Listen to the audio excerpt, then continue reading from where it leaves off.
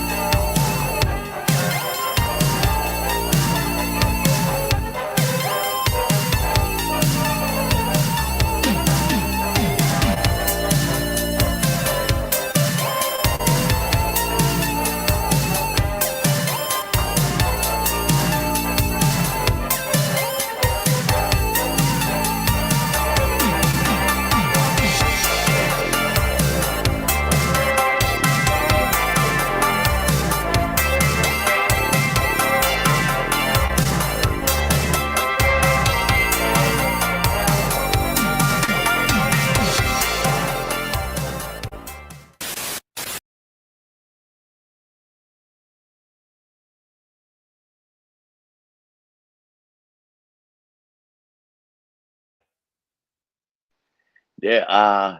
Derek, can you? I can hear you. Okay, perfect. I got you now. All right, Yeah, how Daddy. goes it? Oh, Hey, it's what's it's happening? going it's going great, man. Great to be back with everybody tonight. Heck yeah, it's great to have you here, Fonzie. What's new with you? I know you in Pittsburgh. It's been really cold up there, and I'm down here in Tampa Bay. It was 77 today. Really I'm nice, so but you know jealous. that's Florida. You got an open invitation to come stay at the villa. You Well, know, thank you.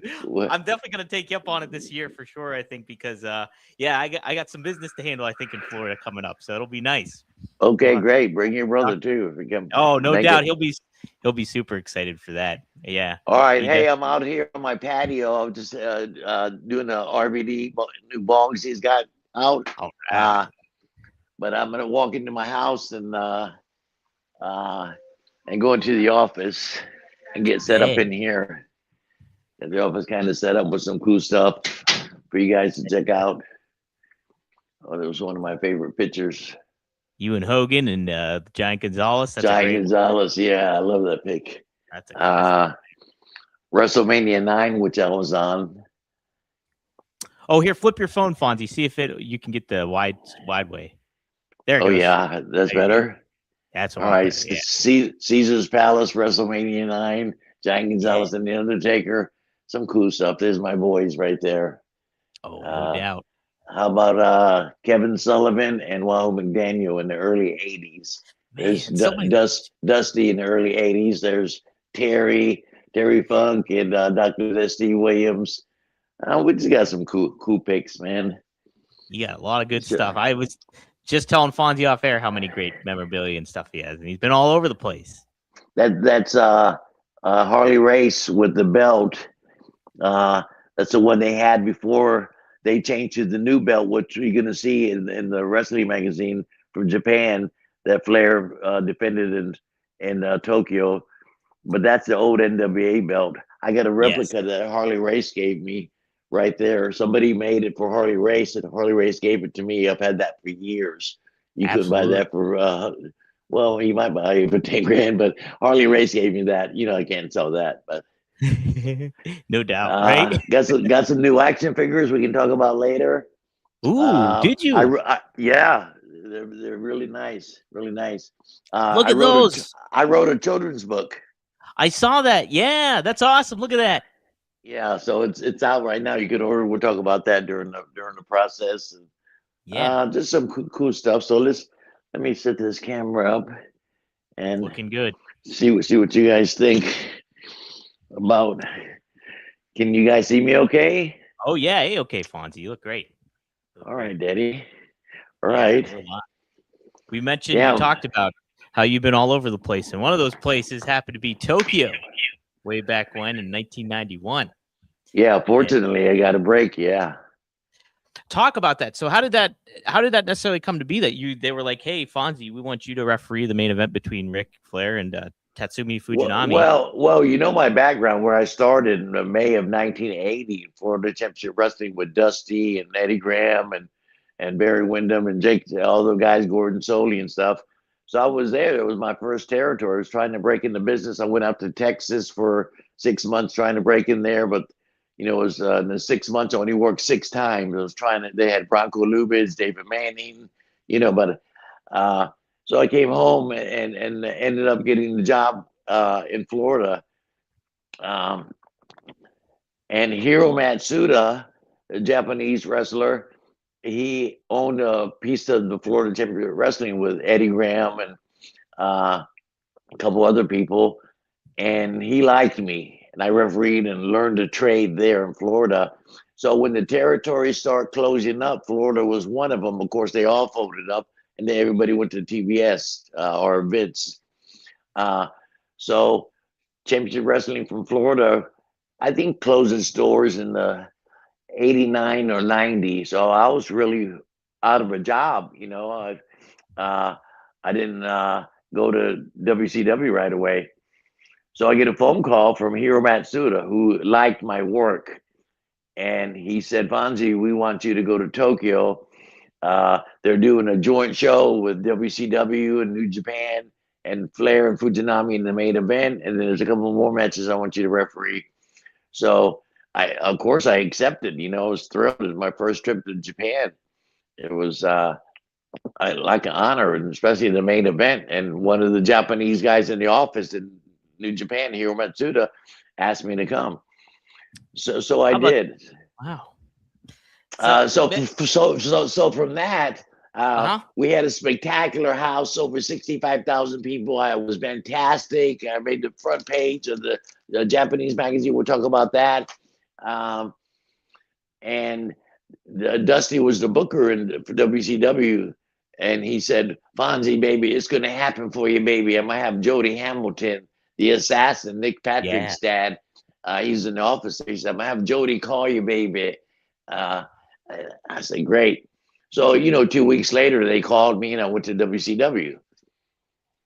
Wow. So that was all a spinoff from Japan, from that Fujinami Flair match that I worked really good, and it was a great, huge event. So that kind of, in a way, propelled your career onto like the mainstream, what you're getting with, you go to WCW. Then after that, obviously, you go to WWE for a little bit as well then. So correct. This whole kind of moment here and everything helped kind of launch you further into your career. Oh, so exactly. But being in the right place, and you got to have the talent. You got to be good, to be accepted in all these things. It was an honor for me to go to Japan to hear Matsuda ask for me. And so I wanted to look great. Of course, I got a haircut and put a suit on and beautiful. I'll show you the picture of all the guys that won that tour. Uh, and I looked like $1 million, and I had a white shirt. I sewed a Japanese flag and an American flag. Here's the let me get a close up of this. You can see you see the Oh yeah, shirt with that's the cover of the Japanese magazine. It's pretty cool.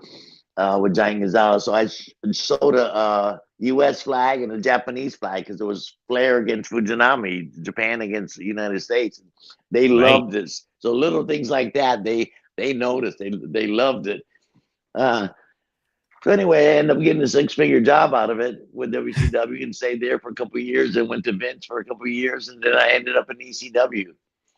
Man. I had a 5-year run with Taz at first for a few minutes and Van Dam and Sabu, of course, my favorite two guys. Best.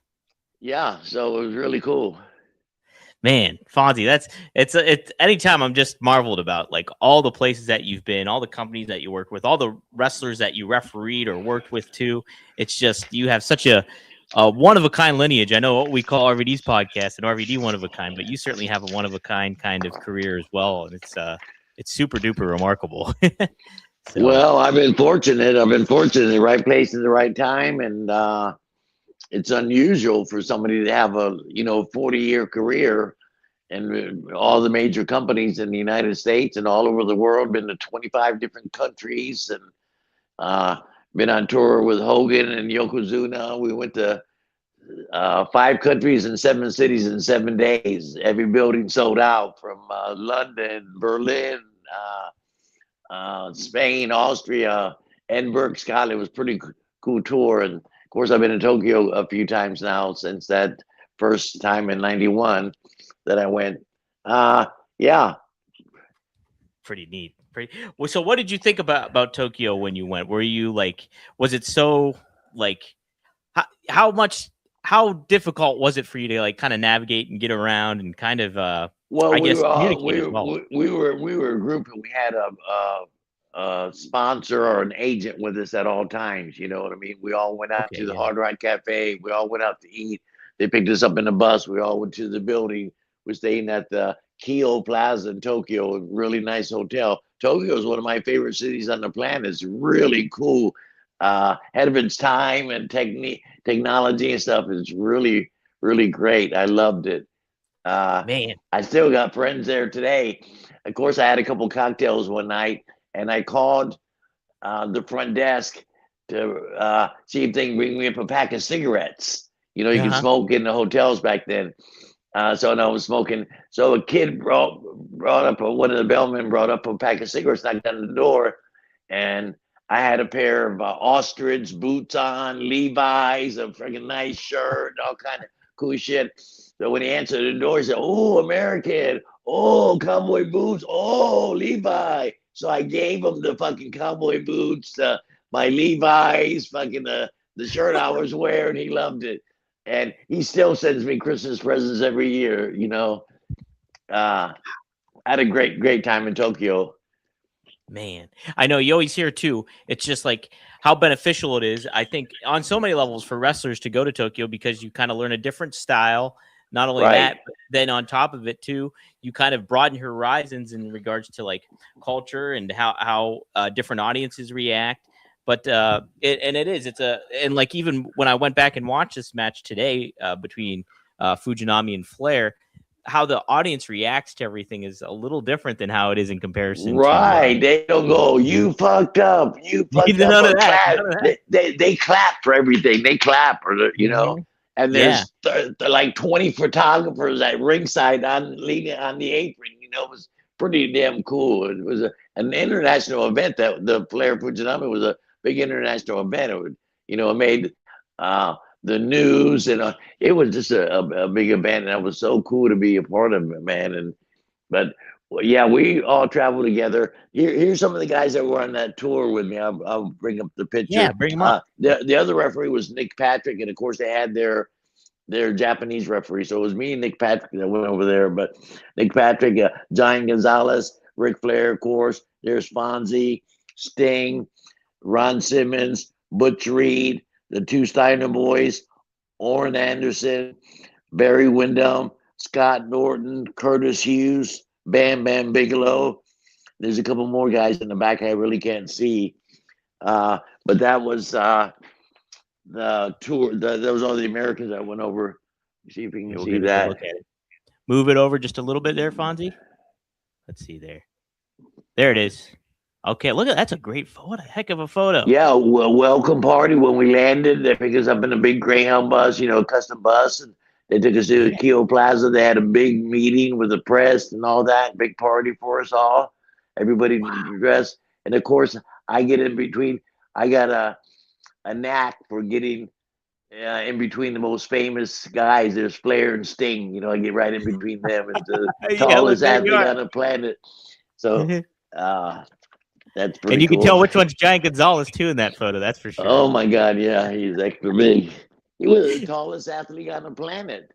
Unbelievable, crazy. Yeah, and I got to tour with him. I was his personal assistant for 3 years, which was fantastic for me. We went all over the world, did movies. We were in Baywatch, Thunder in Paradise, Hulk Hogan's TV series that he had for a couple of years, or maybe 3, but I think it was 2 years for sure. Getting all kind of perks, being the personal assistant for the largest athlete on the planet was pretty cool. So my phone rings one night. I'm working for WCW. I'm Giant Gonzalez's personal assistant. We're traveling the world for WCW.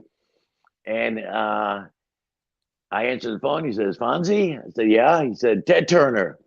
I said, yeah, right. I'm in my mind. I said, yeah, Ted Turner's calling me, It was Ted Turner. He says, I got a favor to ask you, sir. I said, yeah, anything, Mr. Turner. He said, I own the Braves, I own CNN, I own WCW, I own this. And the Braves are doing really good. Those couple, like 3 years, they won a couple World Series, so they were on fire. So he wanted Giant Gonzalez to go to a game, and the camera panned over to the Giant Gonzalez, and he put us in where Ted Turner and Jimmy Carter would sit. He put us in there in that spot in the press box, and the camera would pan over and say, "Oh, the Braves are doing so good. It brings the largest athlete on the planet over, to watch." And I'm sitting right next to Giant Gonzalez, so perks like that were pretty cool. And they picked us up in a limo, took us to a game. It was pretty cool. But yeah, he was there, and the Flair Fujinami match was the main thing, but the Japanese people were so enthusiastic about Giant Gonzalez, they couldn't believe it. We had everywhere we went, me and Giant Gonzalez would walk around the hotel a little bit. We had mobs of people follow us, real polite and stuff. But he's unusual, right? And so it was pretty good. So he got a lot of press. And I was right next to him for the whole Japanese trip. Pretty cool. I forget, Fonzie, how it lined up, because didn't Ted Turner initially want Giant Gonzalez to play for the Atlanta Hawks, like the basketball team? He was playing European basketball, Giant Gonzalez. And I guess some scouts that were over in Europe, they spotted this Giant Gonzalez, and he was a pretty good athlete, pretty good on basketball court. Not a great worker in the ring, you know what I mean? Sure. But he got by because of his size and his appearance and all that. So they approached him and said, "Hey, we're from the Atlanta, Hawks, and would like you to come play basketball for us." So they flew him over. They trained him for a while, but he had been playing European basketball for a few years, and his knee started bothering him. So he couldn't pass the NBA inspection. You know what I mean? He couldn't play in the NBA because he was too slow in his knees, and so. But they paid him and trained him for a year to get him in shape and stuff, but he couldn't pass inspection. Wow. And they said, "Oh, dude, so the basketball, don't worry, we own this wrestling company. We'll make you a wrestler." He said, "Wrestling, what's that?" So they had to train him for another year, and train him for another year. And then they brought him in as El Gigante. But now, who trained him? Was it Jody Hamilton? Was it the assassin? Yeah, the people in Atlanta, they had the WCW, the power plant, exactly.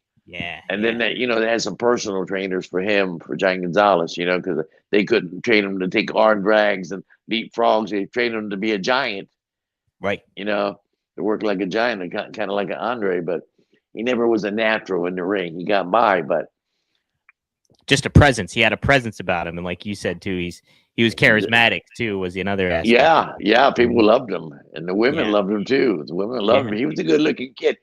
Andre had that.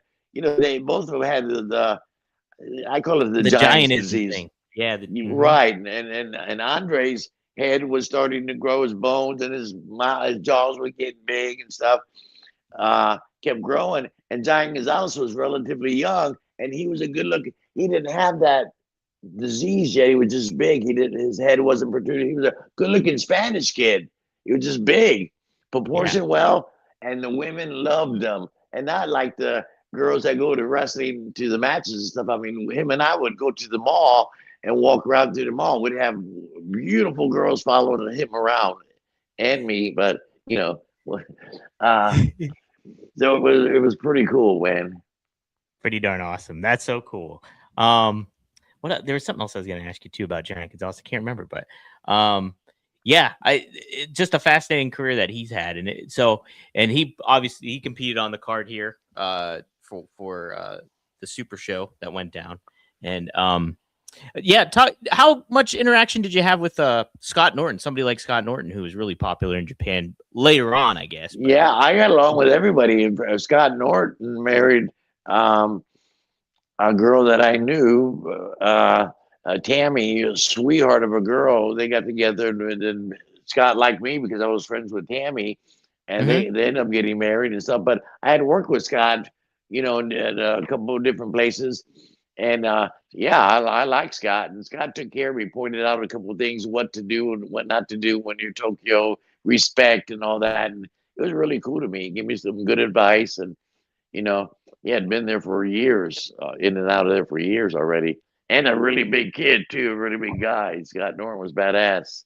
Man, yeah, I remember him like as a kid watching him when he was in the NWO. But like I always man, what a powerhouse! And I was just kind of fascinated how they never really utilized him as much as they could have. I think. You know what? You're right. You're right about that. They never utilized him as the main event, sell out Madison Square Gardens or whatever. But they missed the boat on that. But he was a huge star in Japan. Yeah.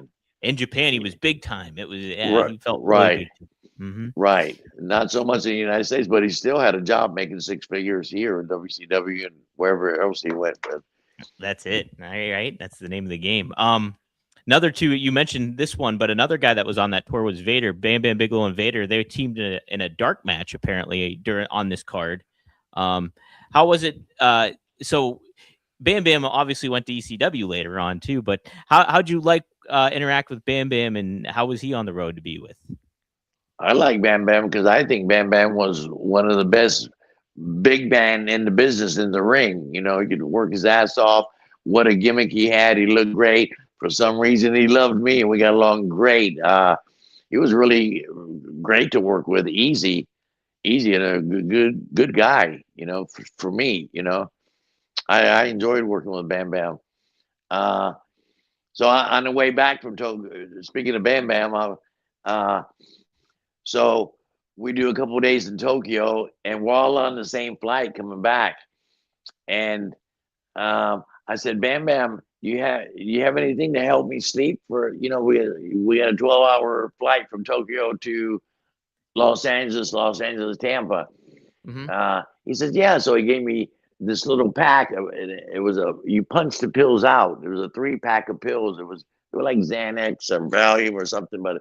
Anyway, I took all 3 of them, had a rum and coke, and slept from Tokyo to Los Angeles. And the stewardess and I shot 2 rum and cokes down. She said, I had to come check if you were breathing, Fonzie. And, I slept the whole way. I was fine. But thanks, Bam Bam. Made the flight easy. Yeah, those long flights. Man, Bam Bam's just another talent that was just like ahead of his time. Like you see a lot of these bigger men do a lot of the moves that Bam Bam was able to do, but like Bam Bam just like he had so much legitimacy, but he added so much athleticism to a guy of his like stature and size. It was just fascinating to see him. So Yeah, I'd say he was one of the top three big men in the business, in the ring. Highly agree. Highly underrated too, I think, when you look back on it, because there were so many other there was big guys there too, but across the wrestling world. And I think Bam Bam, though, when you look back at his career and the whole landscape, you're like, man, he was one of the best to do it, no doubt about it. Yeah, So, and he got some good paydays, man. He signed big business. He signed some big contracts. yeah, I would say too, Fonzie. I don't maybe you feel the same way. I think he added a whole lot of legitimacy to ECW as you guys were getting hot. You know what I mean? Yes, and He was especially being the talent that he was and the look he had, and the name Bam Bam Bigelow would come in. Yes, he added a lot. Thank you, Bam Bam. Yeah, because it's just like you think about it, like he already main evented WrestleMania at that point when he came in, and then Yeah, he against Lawrence Taylor and stuff. So you bring a name like that people can associate with, and then you have him go up against these newer guys that fans are getting familiar with, like a Rob Van Dam and you name it, and then being oh, able he to had some great matches with RVD yeah, and and ECW. so. And like, I know Rob always credits Bam Bam so much for like helping put him on the map even more so too. And so it's just like, man, yeah, what a great, amazing kind of talent. Like kind of like your quintessential pro wrestler, like somebody that you'd put in the mix for sure. I think, Yeah, yeah, Mhm. very So talented. I think he put Van Dam over. He dropped the strap to RVD, the TV belt. We had it for 2 years. I think it was it might have been in Buffalo. I think I think you're right, Fonzie. I think you nailed at it. I think it is the Buffalo. Burt Flickinger Center. Yeah, Yeah, yeah. in Buffalo, big crowd. It was a good town for us, and yeah, it was Van Dam, and they had a freaking great match, and he put us over 1, 2, 3 right in the middle, no problems. Thanks, Bam No Bam. problems at all, right? Yeah, he Yeah, understood it the was name. all business. Yeah. All business, baby. Triple E asked this question to you, Fonzie. Did Giant Gonzalez smoke weed? If so, how much could he smoke in one sitting? No, he didn't smoke weed, and he drank a little wine, Uh-huh. uh, but he wasn't into the drugs at all. It was actually you know, anti. Yeah. So I had to be Yeah. careful. Plus, yeah, so I had to be careful around him because Oh, I was smoking pot a little bit, but we were so busy on the road that I didn't even miss the pot. But no, he yeah. wasn't a smoker at all. He wasn't a Oh, okay. smoker at How about all. that? So there you go. There you go, Triple E. There's your answer there. Thanks, Um, Triple E, for the question. yeah. He's always a big fan. He's always asking, "Hey, when's Fonzie coming back?" I was like, "Oh, we'll message. We'll get in touch with him." So he's always asking. Where's he from? That's a good question. Triple E, where are you from? Remind me, because I'm sure you told me before. I just can't remember. So if you're still in the chat, which I'm sure you are, just let me know. Also in the chat is Maddie, who's a big fan too. What's up, gang? What's up, Maddie? Good to see you. Hey, Matty Daddy. Maddie, baby, all the way from Australia, hanging on out. Wow, Australia. Damn, there's Yeah. one place I've never been, and I wanted to go because a lot of wrestling from like back in the day, I've heard a lot of great stories from King Curtis Aoki, and Mark Lou and the Purple Haze, and Kevin Sullivan, and Jim Barnett used to be a big promoter, and he ran Australia. A lot of guys, they had big business there, and I always wanted to go and never had the chance. What a great country. Oh man, yeah. Well, that's funny because Rob's going there really soon, actually, coming up here. He's going there. Wow. Yeah, at some point. Melbourne, he's going to. So. All right, Sydney and Melbourne are two big cities. Yeah. Okay, so Triple E clarifies. He says he's moved to Fort Wayne, Indiana in January from Ottawa. So he's originally from Ottawa, Ohio. Ottawa. Yeah, Ottawa, Ohio. Is that what you're saying, or That's like Ottawa, Canada? Canada. Yeah, Ottawa is typically Canada, but you put OH after. So I'm curious if he's from. And where did he move to? He moved to Indiana, Fort Wayne, Indiana. which is Indiana. What's the big cities there? We ran wrestling there. We did a good business So there. Indianapolis. Oh yeah. I Mhm. was there with WCW and WWF at the time. Yeah. So okay, so he's from Ottawa, Ohio originally. So they're in Oh Ottawa, wow. Ohio. So there we go. I'm in Cleveland all the time. Once a month, I go to That's Cleveland, right. He goes work to for the John AIW. AIW, John Thorne. Yeah. Did you see the scary spot that happened with Yes. Matthew Justice? Yeah, the rail kind of collapsed or broke a little bit, and he missed the thing, and he's okay. I've seen a picture of him. He's all bruised up. His arm's bruised up. He got a big bruise on his face, but other than Oh, that, he's You know, I don't know how he didn't kill himself or break his back or something, but yes, I saw that. Yeah. Yeah. I saw that footage too. I was like, oh my gosh. I was like, and I love Matthew Justice. And I know Me too. I know we talked about him before. He's got a great look and his voice is really good. I always want to tell him, I was like, you don't have to do all this crazy stuff. Well, he got a lot of bad press off of that. People saw that and they were commenting on the fall and all Yeah. that. And he got, there wasn't one positive. There were, you know, he had 100 or whatever responses to it. People, and all of them were negative. You know, say, hey, you don't have to do that. You know, especially making a couple $100. What do you think? Oh yeah. Yeah, it was a terrible response. I felt bad, but you know, how do you follow stuff like that? I mean, you know, it's the first time he's gotten hurt in a long time, but uh, and I tell him, I said, brother, you're gonna be like Sabu, but Sabu could barely walk towards the end of his life. You know, he's having trouble with his body. Yeah. And he keeps doing it. And I love Matthew Justice. I do He's too. great. I do too. Promoters love him, people love him, but you sure to get a lot of bad comments about that. Right. I mean, like, I always just like, if he just did some of that stuff, implemented a few things here and there, like, and was selective about it, but like, he can just get himself over by his look, his physical presence, and like, he's got a good charisma about him and style about him that he does. Simple to get over, you know, for him. And he's a good looking dude too. It's just like, he's got a lot of good stuff going for him. Yeah, the women love him, and I manage him. And when John Thorne brought me in, they put me with Matthew Justice, and then I've worked with Matthew and MLW, GC, you know, a couple of different companies. Yeah. We make a good team. Did you hear about Sandman's last match? He's a top guy. Sandman? No. Sandman's last match. Did you see all that going on? Coming up. Coming up in Las Vegas again. Right. Yeah. Right. For GCW, the one that Sabu did last year. Mm-hmm. He's going up against the Invisible Man, apparently. So we'll see how that goes. Yeah, I should be there. Are you coming? Oh, I'm coming. Yeah, I'm going to be there. You're going to be there too, Fonzie? I'm about 80% positive I'm coming. Some sponsor called me, and we're trying to work a deal out where, you know, he brings me in to do the WrestleCon for 3 days and a couple other shows, and I'm sure I'll do something with Sandman. Yeah, no doubt. Oh, man, yeah, I'm excited. I'm actually going to, if I remember, I'm going to book my plane ticket actually tonight, so I got to remember to do that. Okay. Yes. So yeah, book it because it's going to be a busy weekend. It's going to book your hotel too, unless you're going to stay with Van Dam. Yeah, no, I'm just trying to figure out where I'm gonna stay because Marcus, my brother's gonna go, and then my older brother's gonna come too. So we're gonna get a crew of people together. So hopefully we can get something sorted out. Yeah. But Darkcore has a question for you. Hey Fonzie, if you had to pick 3, who would you say were the biggest party animals back in the day?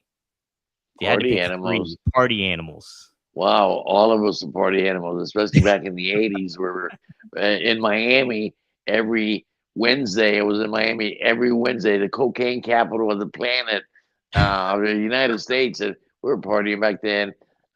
All of us partied, man. All of us. Kurt Hennig, Jake. I'm not saying with coke, but, you know, part drinking, Flair. You know, what do? You fly in, you go to the hotel, you go to the show. After the show, you get out of there by 11 o'clock. You shower, and then you go to the bar and eat. I mean, have cocktails. Then you go eat, and then you go back to the hotel. You do it again 7 nights a week. It's crazy. And when working for Vince and WCW, you worked 7 to 10 days straight, and then 3 days at home. So you were working about 300 days a year somewhere in the United States, and it's the same thing. You fly in, go to the hotel, go do the show, go have drinks, go eat, and then go back to the hotel and do it again the next day. Like, you know, it's crazy. Would you say the busy schedule you had in WWE, and then you compare it to like your days in Florida and stuff like that, what were the most heavier partying times? Would it be in WWE because you were constantly going and you're just used to it? Or was it, you had a little bit, like your schedule was still busy in Florida, but like there was just more opportunity maybe to party then? Where were your biggest party times? Would it be in Florida, or was it in like WWE at the time? I don't know. Florida, we were home every night, you know? Yeah. So true. Like we were all based out of Tampa. This was where the Florida office was, in Tampa. And we would tape TV on Wednesday. So Monday night was West Palm, 200 miles to West Palm, 200 miles back to Tampa. Tuesday was Tampa. We had a show in Tampa every Tuesday night. Wednesday morning, we would do 2 hours of TV starting at 11 o'clock. Do 2 hours of TV and then drive to Miami, do the show, and drive back that night. Because the next day, Thursday, we were in Jacksonville, 200 miles up, 200 miles back. And then Friday and Saturday was spot shows, and Sunday was Orlando. So that was week after week, month after month, year after year. And no, hardly any days off. And all the holidays were big shows like when it was Kevin Sullivan, Christmas night. I forgot what year it was, maybe 83 or something. Christmas night, Bayfront Center sold out. Loser Leave Town in the cage match. Christmas night, Kevin Sullivan against Dusty. And, so holidays were big time for us. Thanksgiving night, so we didn't have time. We partied in the car, I guess. We drive down, we'd have our beer or liquor or, smoke a joint or something like that. So, but we were so busy, man. But like Tuesday nights, we used to go out after the matches to this bar called the Imperial Room and have, that was our easy night in Tampa, so we get relaxed, go have a beer or whatever. And all the boys would go up there and a lot of the fans and stuff. It was pretty cool.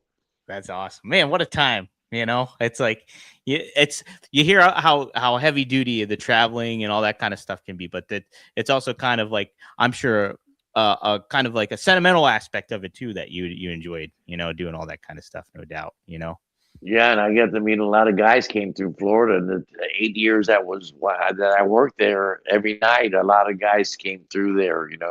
Everybody came through there. And then we get the our regular crew, but then like the specialty people would come in, like Abdullah would come in 4 times a year for the week and do the week, all the shows and then take off. And then Andre would come in for the week and do the tour, then go to another territory. He would come in 3 or 4 times a year, Andre. Fabulous Moolah and her crew. The midgets would come in for a week and do the loop, Yeah. That's the way to do it, man. I wish there was some elements of that still in wrestling. I know the whole landscape has changed and how people watch it and go, but I still think there's kind of value in having like attractions show up and kind of doing a lot of that stuff. So, well, I hate to call them indie shows because they are actually indie shows or whatever, but they're all over the country, and some of them are doing big business. Like I work for CCW, Coastal Championship Wrestling.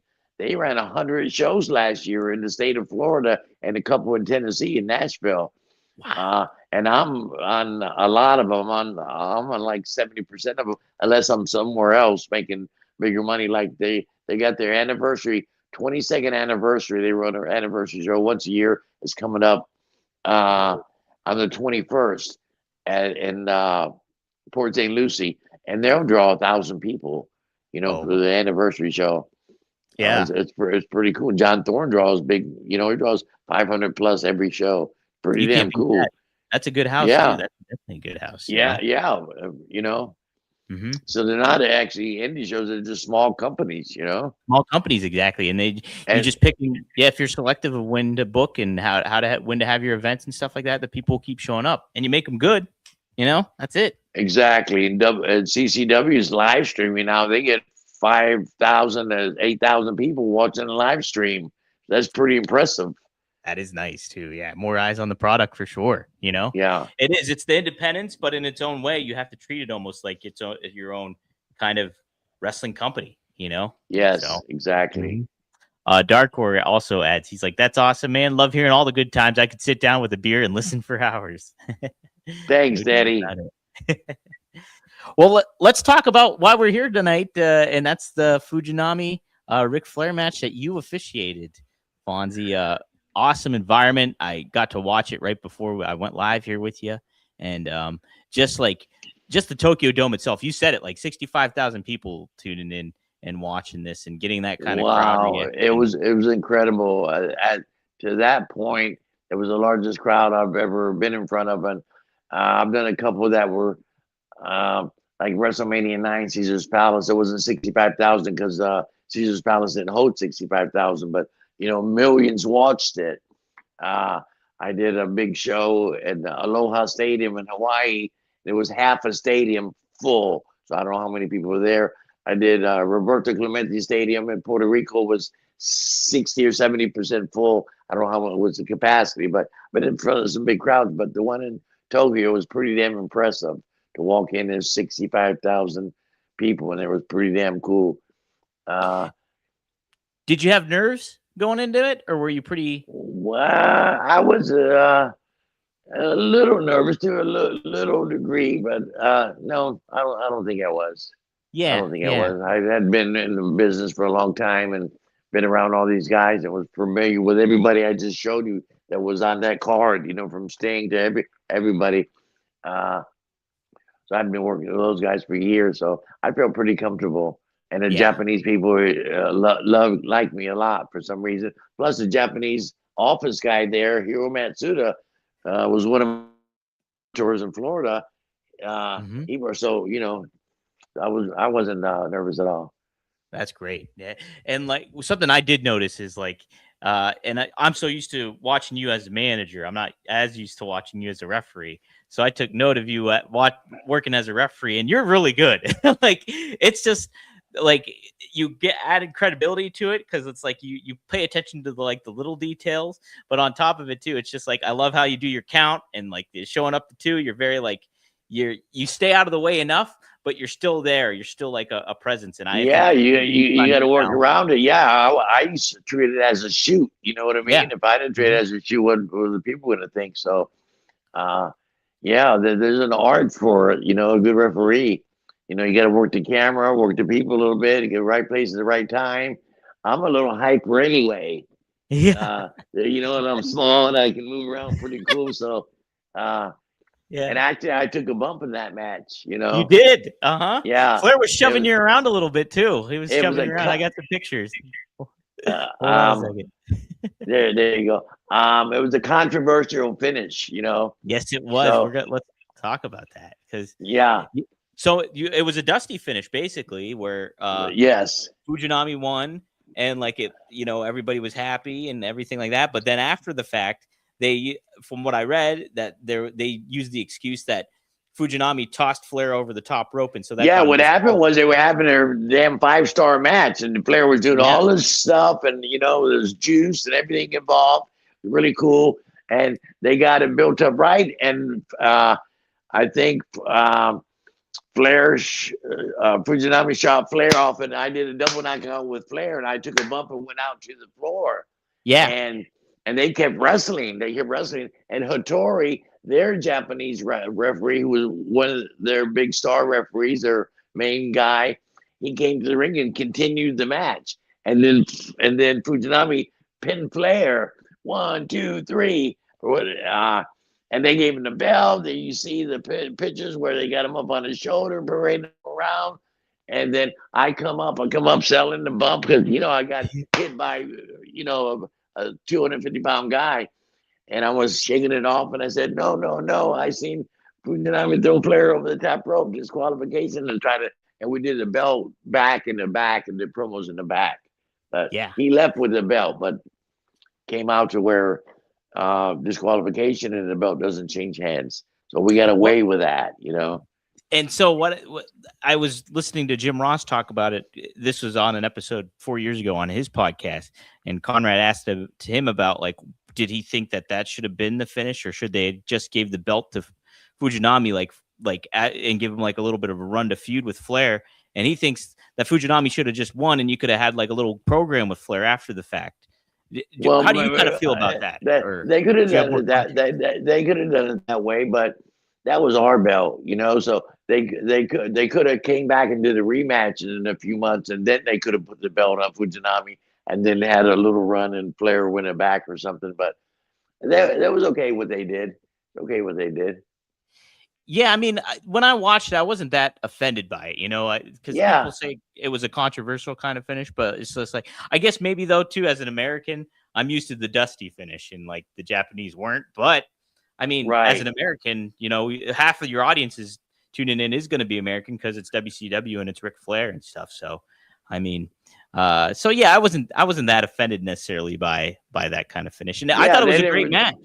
Yeah, they didn't rub the finish in your face and said, "Hey, and this No, is how it." You know what I mean? It was kind of a natural finish, and I thought it was good. What was the question? I'm sorry.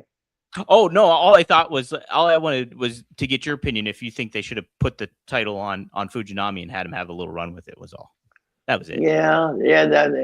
Either way, but but we didn't end up working with them too much. We didn't go back there every year and do a big show like that. So I don't know what happened, but and maybe that was kind of the thought process behind it. I'm not sure exactly. I think it might have been. That was their first joint show together. So and it went over real well. They drew big, over 65,000, and it was great, man. Yeah, really, really cool stuff. Yeah, yeah, and they did have a good match. They had a great match. Right, it was one of Flair could work with anybody. Plus, Fujinami was good. He's one of their big stars. He was one of their big stars. He was giving them there was some good shots in there too. Those guys were delivering on one another for sure. Yeah, they work snug. The Japanese work snug, and Ric Flair doesn't mind that at all. Not at all. I captured some pretty decent screenshots there. There's a good one of you, Flair and Fujinami. So you're getting there. And then there's you, like you mentioned, the referee shirt with the Japanese flag and the American flag on there too. Yeah. So there's some good shots of you there. Here, can you see that okay? I can bring it closer. Bring it closer. Yeah, maybe bring it a little closer. This Flair Fujinami. Oh, there it is. Look, yeah, same photo. I just screenshot. Look, Fonzie, that's so funny. Look, I'll pop that up with it. It's like you. That's the same shot. Right, and that's such a famous shot. They made cards out of it. Yeah. Oh, look at that. Here, move it over. There it is. Look at that. There it is. Yep. And I'm right in the middle, so it's pretty cool. I got cards if anybody's interested in them. And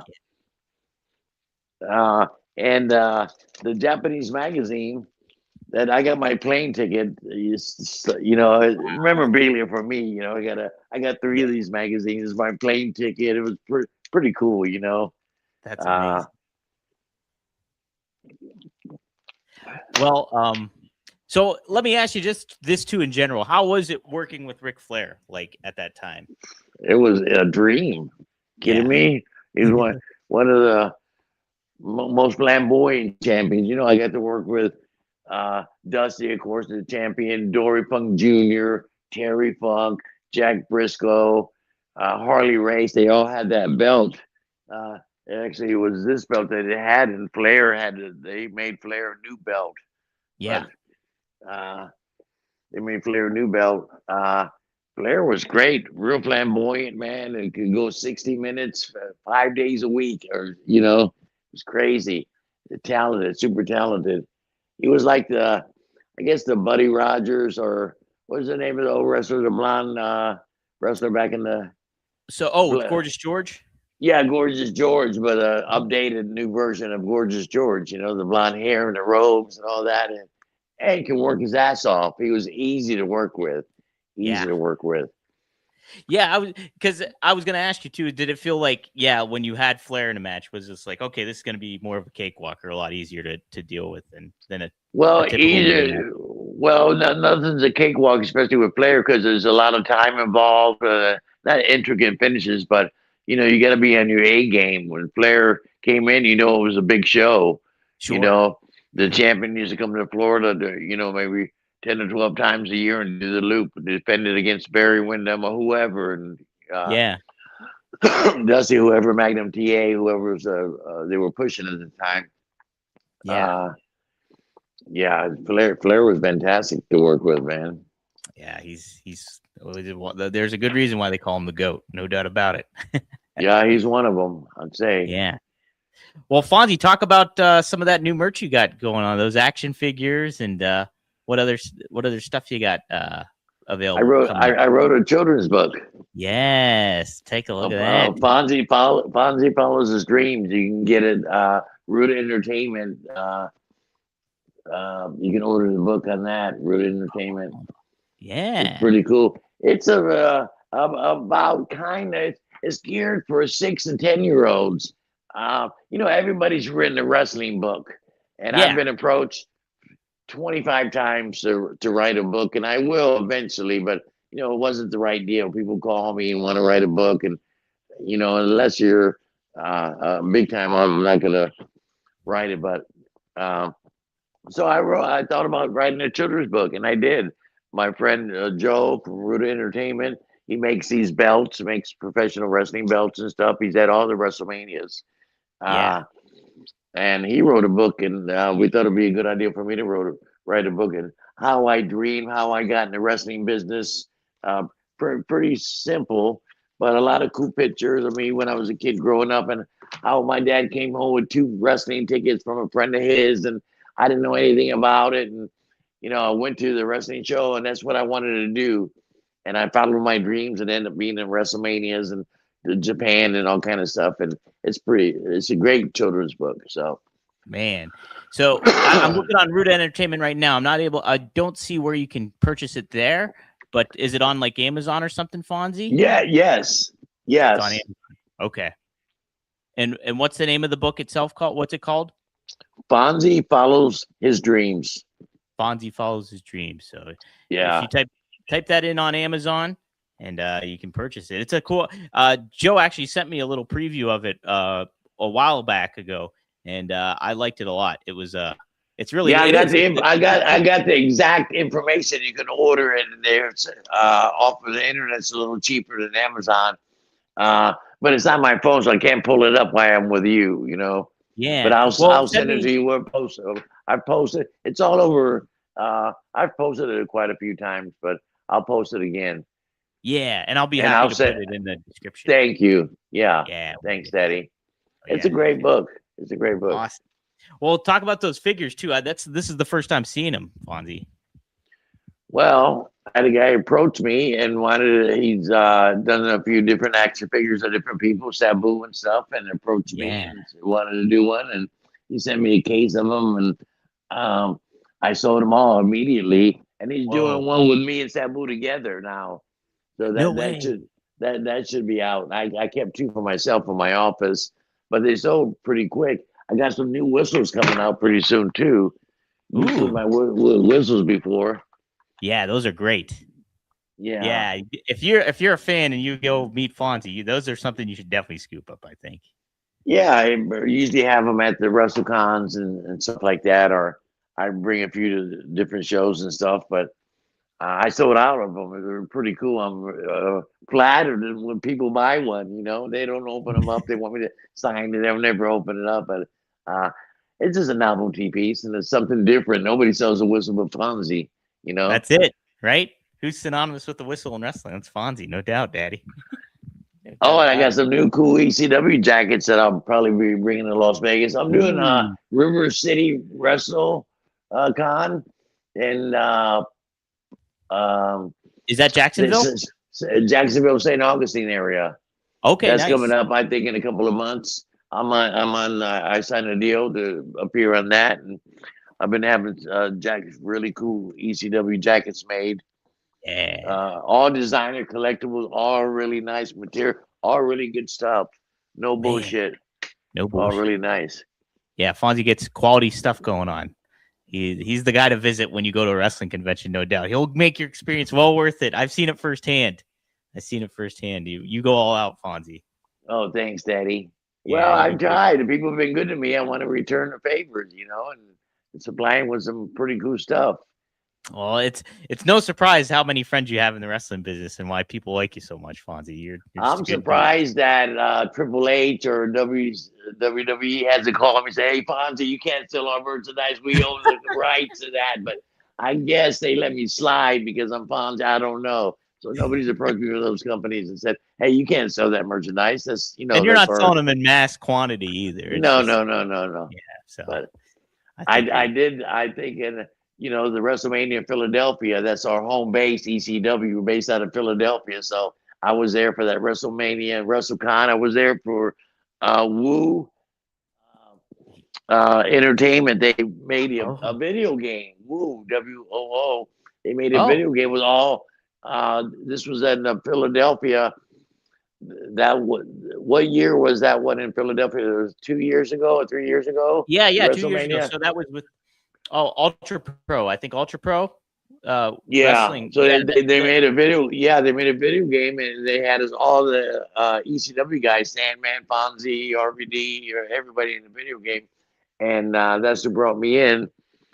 So what was my point? Oh, so I ended up selling a lot of because we were based out of Philly, and I brought up like 20 jackets with me, and I sold them all. wow. I gave a couple away, but Yeah, I sold quite a few of them, and had a good payday, and people were happy. And I don't make a lot of money on them. I just do it because it's cool to do.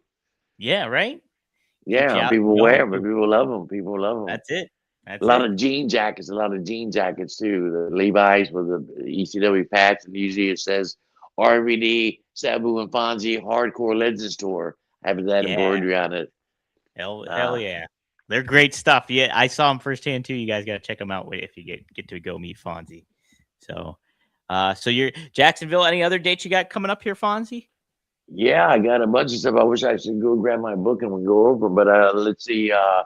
I'm in Kissimmee, Florida, which is right next to Orlando, this Friday night for CCW. Next week, I'm doing a birthday party somewhere, which is pretty cool. Some kid's turning 44. He's a huge ECW fan, and for some reason, he asked for Fonzie to be at his birthday Wow. party. So I'm gonna go do that. I think it's in New York somewhere, Long Island or something. Whoa, that'll Uh, be neat. yeah, it's pretty cool. I get some do some cool stuff like that. Uh, there's a few conventions I got coming up. Just check my post out. I post everything on X and Facebook and everything, uh, and they're damn. There's one in Long Island, WrestleCon, and there's one in Providence, I think, coming up in Rhode May. Island. May, Mm-hmm. yeah, May 2nd, I think, or was that first weekend in May? It's in Rhode Island somewhere. Big WrestleCon. Heck yeah, check them out. Well, I'll look them up too, and I'll post them in our clips and stuff when I start doing the clips again. And Okay. so we'll get all those set up, but yeah, and I'll put it in the episode too for the main episode. So cool. Well, Fonzie, this is great. We got to do it again. We will do it sooner than we did it later this time. So Yeah, yeah, I don't mind yeah, doing it every 2 weeks if as long as we get an audience, yeah, then right. people that want to hear me rant and rave about my, past, and then I can tell stories about different guys and tell a Absolutely. Yeah. story about Wahoo McDaniel. We were this is Oh Wahoo man. Yeah. McDaniel and Kevin Sullivan. He was one of the bookers here in Florida, and I was his assistant. Yeah. But Mm-hmm. anyway, we were in Mid Atlantic, and it was Wahoo McDaniel against Sergeant Slaughter, and the finish was uh it was for the Mid Atlantic, Crockett the TV belt, the Intercontinental belt, or whatever it was, and the finish was Wahoo starts beating Slaughter's ass. Slaughter takes the powder outside, grabs the belt, brings it in. He's going to hit Wahoo with it, but Wahoo chops him, drops the belt. Wahoo picks it up. He goes to hit Slaughter. Slaughter ducks. He hits the referee, which was me. Down I go and I DQ Wahoo McDaniel. But so Slaughter's so big, I was standing behind him, so Wahoo couldn't see me behind him. So he went to hit me with the belt, and hit Slaughter with the belt, and Slaughter moved, and he hits the referee. That was me, and he couldn't see me. He came down too hard, and he busted me open. I ended up getting like 37 stitches in my head. So stories like that are pretty cool to tell. Yeah. Right. Knocked me out unconscious. They had to carry me back to the dressing room. It was pretty cool. Wow, man. Yeah. You talk about wrestling being real. That's a real aspect of it there. Yeah, this is what you don't want to hear. So I got paramedics working with me. I'm gushing out blood. And I got a big crack in my head, and I end up getting like 30 stitches and staples and stuff. So, but the initial once they brought somebody carried me back like this to the dressing room, the paramedics started working on me, and I was not unconscious for a few minutes. I came to, and I said to the paramedic working on me, "How bad is it?" And he says, "This is what you don't want to hear." He should have said, "Oh, it's not too bad. Don't worry." He said, "Oh my God, fuck." You do not want to hear that. No, you But definitely don't. right. And I'm going to get stitched up. But I got stories like that. As long as people want to hear a story, kind of cool, wrestling stories, and road trip stories in different parts of the country and Los Angeles and Tokyo Dome and stuff like that, I'm all in, man. As long as we got an audience of people want to hear some stuff and we get questions. Well, they definitely do, Fonzie, because you got a lot of stories to tell, and you got a lot of people you've interacted with. So yeah, we'll make this a bi-weekly thing again. We'll get back on the track with it. So all right, now that seasons are changing and stuff, so we'll be good to go. Yeah, and I'm working almost every weekend for the next 2 or 3 months. So, and I'm getting bookings for 3 or 4 and 5 months out here and there. So I got a lot of stuff to plug, and we hopefully I get to come to somebody's town and they come say, "Hey, I seen your your podcast with them," and so let's see. Heck yeah! All right. Well, yes. If you guys like what you're seeing, be sure to tune in to rvdtv.com. Like, share, subscribe, or also go to studio1sports.com. We're going to air live on both these channels every time we do the show. So be on the lookout for that. And there'll be clips going up on rvdtv.com of this, and you can catch the full episode of Right Down the Middle here with Fonzie on rvdtv.com as well. But Fonzie, this is a blast. It's great to catch up with you again. And I'm looking forward to connecting with you on here and probably in Tampa as well. So can't wait, Daddy. Hey, thanks everybody. Thanks everybody for tuning in. Hey, this is Fonzie saying so long from the Sunshine State, as my friend Gordon Sully would say. And he always calls it. Where do you call it, Fonzie? Right down the middle, Daddy.